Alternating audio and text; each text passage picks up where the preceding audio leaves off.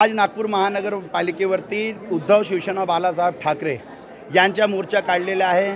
Biomining घोटाळा, कोट्यावधींच्या प्रत्येक महिन्याला घडलेला बायोमायनिंग घोटाळा आम्ही एव्हिडन्सेस घेऊन आम्ही पेनड्राईव्ह घेऊन आलेलो आहोत, पूर्ण सबूत सोबत पेनड्राईव्ह सोबत आलेलो आहोत।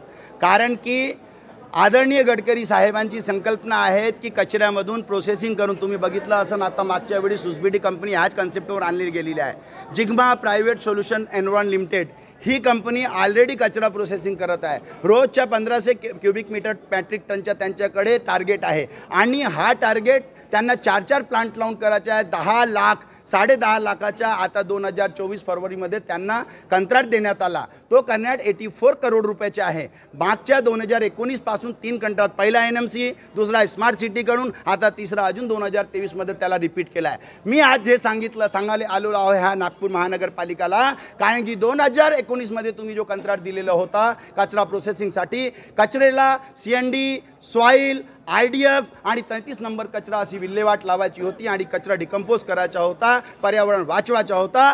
परंतु ह्या नालायकांनी तो कचरा तिथंच आहे आणि बिल यांनी कोट्यावधींच्या मागच्या 3 वर्षात दिलेला आहे। अब्ज रुपयांचं बिल देण्यात आलेलं आहे। परंतु आज बी फुटेज आणलेलं आहे, कारण की त्या फुटेजमध्ये मी 4 दिवसाची, त्या दिवशी दिवंगत आत्मा मनमोहन सिंग गेले परमात्माला, त्या दिवशीपासून ह्या लोकांनी रात्री प्रॅक्टिसेस सुरू केली। हा डंपिंगवरून मूलतः नियमतः कचरा आणायला पाहिजे आणि त्याची प्रोसेसिंग, हे जे कचरा 2021 पासून प्रोसेस करण्यासाठी यांनी पैसे ऑलरेडी घेतलेले आहे, त्याच कचऱ्याले रात्री ते इन्व्हर्टमध्ये घेत आहेत। आणि म्हणजे ज्या कचऱ्याची कोट्यवधीचे बिल घेतलेले आहे तोच कचरा वजन करून घोटाळा। रोजच्या 40 गाड्या, त्या 40 गाड्याच्या पर टन 13 टन प्रमाणे 1200 टन कचरा रोज, प्रत्येक टनला 780 रुपये प्रति टनच्या हिशोबानं, म्हणजे 2,63,00,000 रुपयाची ही, आणि अशी तुम्ही वर्षाच्या लावा 40 करोडच्या वरची घोटाळा आहे। म्हणजे आणि तोच कचरा ज्याच्या पहिले यांनी बिल 2 करोड रुपये महिन्याचा घेतलेला आहे, म्हणजे 80 करोड रुपये वर्षांचा घोटाळा मागच्या 4 वर्षांपासून प्रत्येक वर्षी चालत आहे। अब्जोचा घोटाळा। आणि हा PhD डिपार्टमेंट, हा जो इंजिनिअरिंग डिपार्टमेंट, तो पैसे खाऊन आहे। मी आयुक्त साहेबांना मागणी करण्यात आलो आहो, मागणी करत आहो आम्ही की तत्काळ मी एव्हिडन्सेस आणले आहे, मी गाडी नंबर आणलेला आहे, त्यांची चौकसी वटा।